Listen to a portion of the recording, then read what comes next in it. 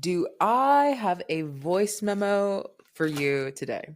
But first, let me get cozy on this here couch.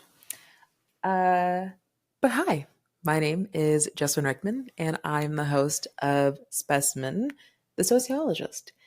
Now, if you're new here, I have a segment called Voice Memos. At times, they'll have something to do with sociology, and at other times, they will have nothing to do with sociology. And luckily for you, today is just going to be, I don't know, just going to be some fun. So I'll start off first with how my afternoon slash evening unfolded because it was a pretty fun one. The night began with a friendsgiving, which was super powerful. Talked with some great folks, and even my dear friend gifted me a new pair of skates, which are cheetah print with red wheels.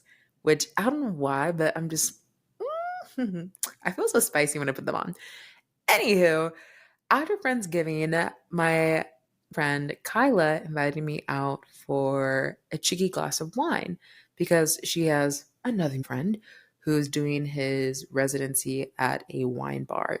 So, good music, good vibes, great conversations, and how could you not turn something down like that? Fast forward, I leave the dinner party, I head to the wine bar, and as I'm waiting for Kyla, I grab a drink and I'm kind of looking around the room and I'm like, who can I start a conversation with? And I see this one gal seated at a table by herself. So I thought. I go, I introduce myself, I sit down at the table, and we start to talking. And I find out that she's actually on a first date. And the gentleman that she's talking to is at the bar. So I look back to her. I'm like, I am so sorry that it's totally crashed your date. She's like, no, I love this. So we start talking a mile a minute. I'm asking her questions about the guy. Do we like him? Do we not like him? Do we have red flags? Do we have green flags? Do we have yellow flags? Like what does this evening look like? And just giving me all the good information. And then the man of the hour comes back and he joins us at the table. And so all three of us start talking. Now in comes my friend Bommy. So Bommy grabs a glass of wine. We all are chopping it up at the table, talking about God knows what. And then those two that we had just met, it was the tail end of the date. So they were on the way out. We gave quick little hugs, exchanged a few goodbyes, and then they were off to, the rest of their date. And so Bombi and I are now catching up. Kyla comes over. She brings another friend of hers. It is just a fun little cheeky check-in. After I was done at the wine bar, I peeled on home, caught up with my cousin in Canada and my older sister Gemma, who just moved to New York. So we love the time zone difference. And here I am recording a voice memo at a whopping 12:24 a.m. But today's voice memo actually was inspired not by this series of spontaneous events this evening, but rather by a book that I found earlier this week.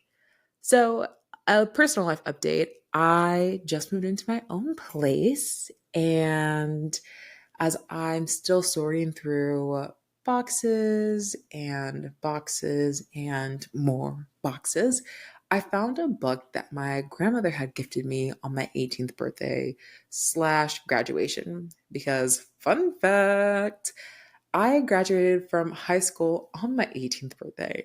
And what was so snazzy about that entire day was after I had delivered my presidential remarks, our orchestra surprised me with the performance of the birthday song, and the entire stadium, I kid you not, sung Happy Birthday to Your Girl. And I still get giddy because it's just a core memory of my childhood. But anywho, the book that I had found was All the Places You'll Go by Dr. Seuss, who actually is not a doctor. He's just an English literature major who became a cartoonist. But nonetheless, as I began to flip through this book, I couldn't help but realize that it had far more mature content than I realized.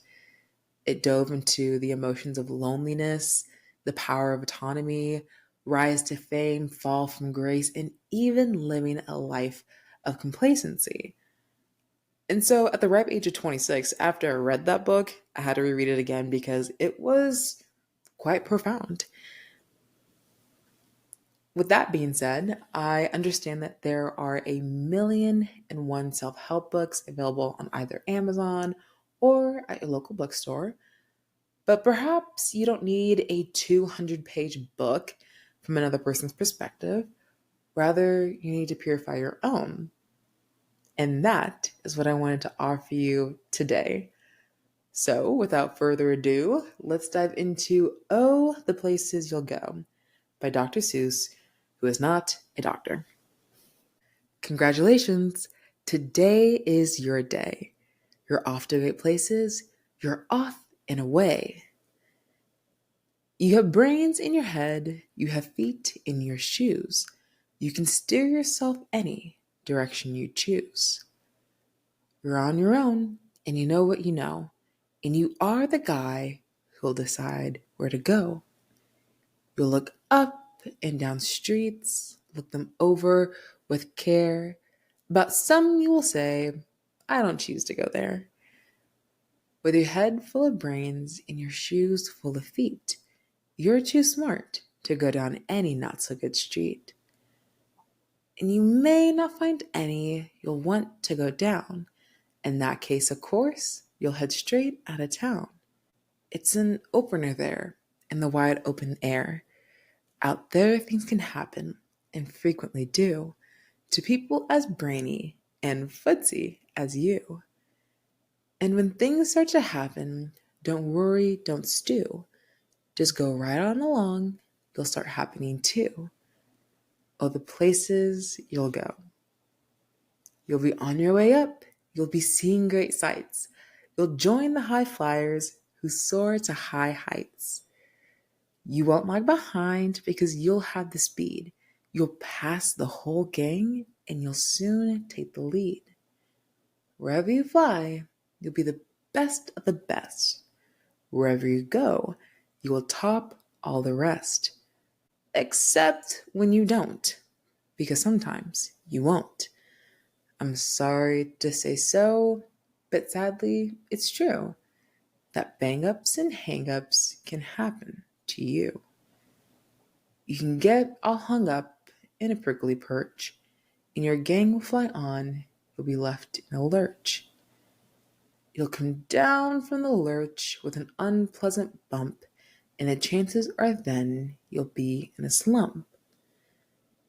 And when you're in a slump, you're not in for much fun, and slumping yourself is not easily done. You will come to a place where the streets are not marked.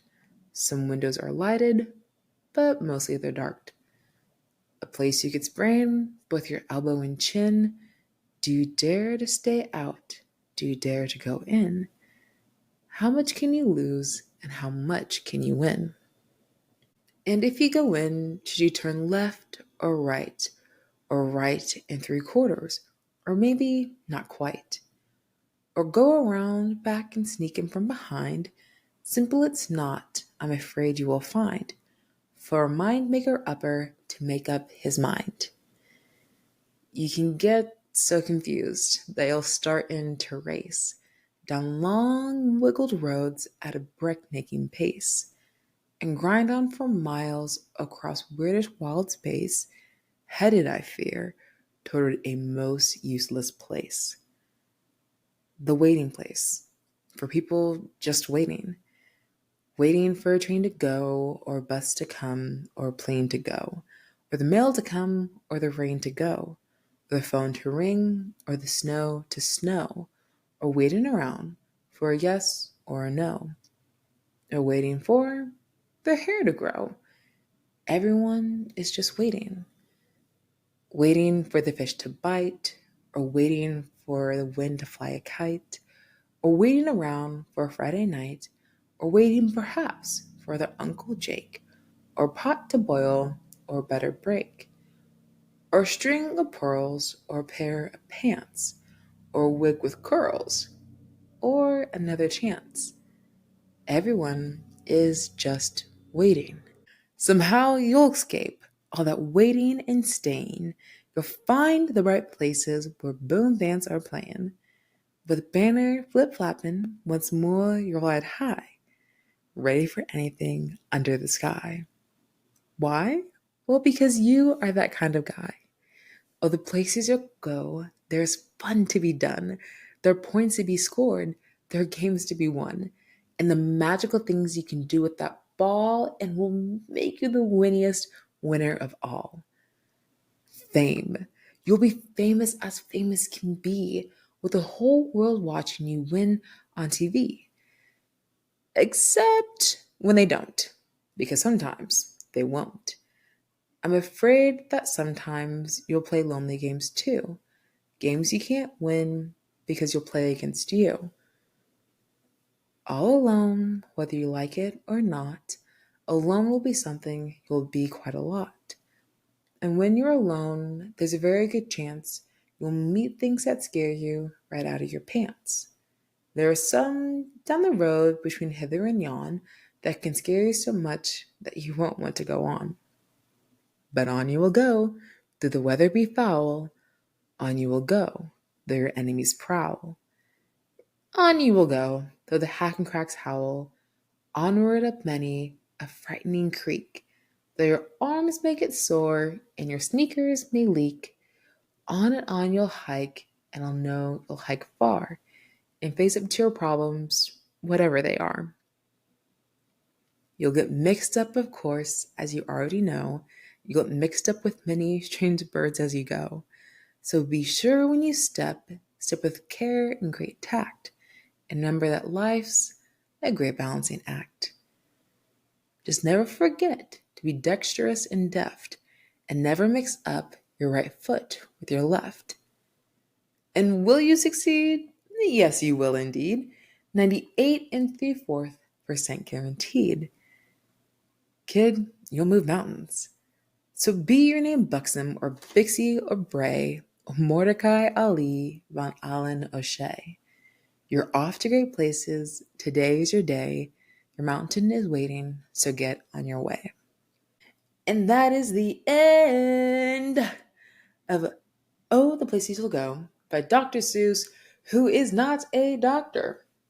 But nonetheless, hopefully you enjoyed this voiceover. And before you pull off, I want to offer a few of my takeaways and also hear yours. So after reading that, while it is, again, a children's book, I feel like it did simplify a lot of life's experiences. And so my first takeaway: adversity is attractive to those who dare to accomplish great things. The second takeaway I had: instead of pursuing a life of balance, develop one of buoyancy. And the third one: no season of life goes unwasted. But now the table shall turn, and I have a few questions for you. The first question is: what area of your life has become the waiting place? The second question is: what was a recent incident that deterred you from trying again? And the third question I have is: what is your relationship to failure? Now, if you have my phone number, send me a cheeky voice memo of your response, which, FYI, they will not be published. I just simply love to directly hear from my people. And if you don't have my phone number, there is an option on the Spotify app to leave a response. And that's about it. So I am about to go snuggle on in for the evening because I have a super sexy wake up time of 4:45 a.m. because I like to work out at 5 a.m. So I'm going to go to sleep. But until next time, have a powerful day, and I'll talk to you later. Toodaloo!